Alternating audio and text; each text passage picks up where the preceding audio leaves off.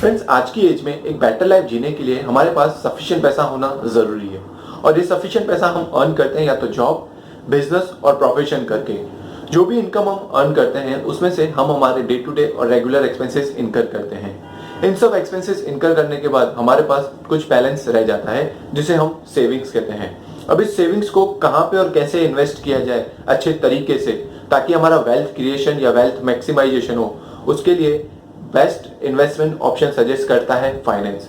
Yes friends, तो इस video में मैं आपको समझाऊंगा what is the actual meaning of finance in a very simple and clear manner. So let's begin. Friends, finance एक subject है जो सिंपली ये कहता है कि कैसे पैसों को अच्छे तरीके से मैनेज किया जाए।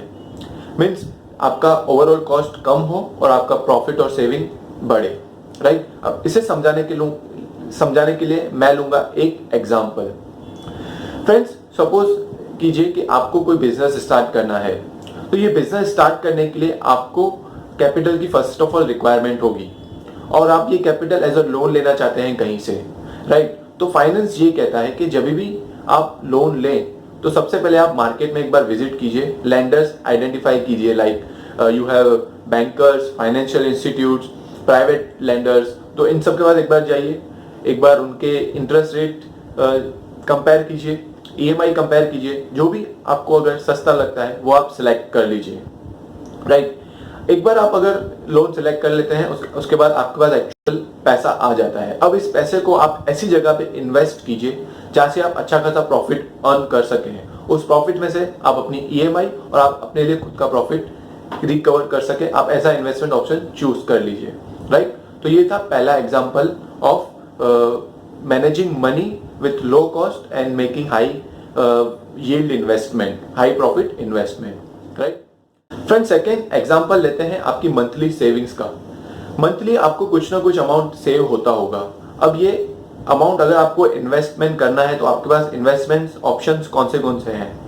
Like you have fix deposit, systematic investment plan, term deposit, direct equity market, you have post office savings deposit, you have recurring deposit, public provident fund, national saving certificate वगैरह वगैरह।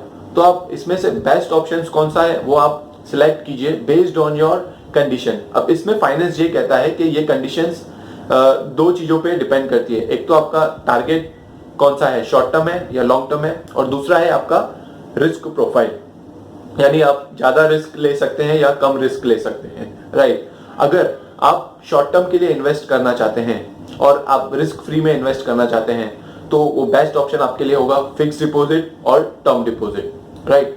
अगर आपका टारगेट लॉन्ग टर्म का है, right, और आप ज्यादा risk लेना चाहते हैं तो आप जाइए डायरेक्ट इक्विटी में, राइट। और अगर आपके पास लेस रिस्क आपको लेना हो मार्केट का तो आप जाइए डायरेक्टली सिस्टमेटिक इन्वेस्टमेंट प्लान्स में, राइट। तो ये था एक simple and basic meaning of finance.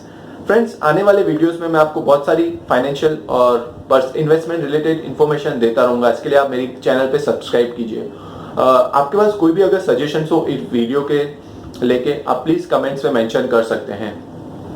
और thank you very much for watching this video.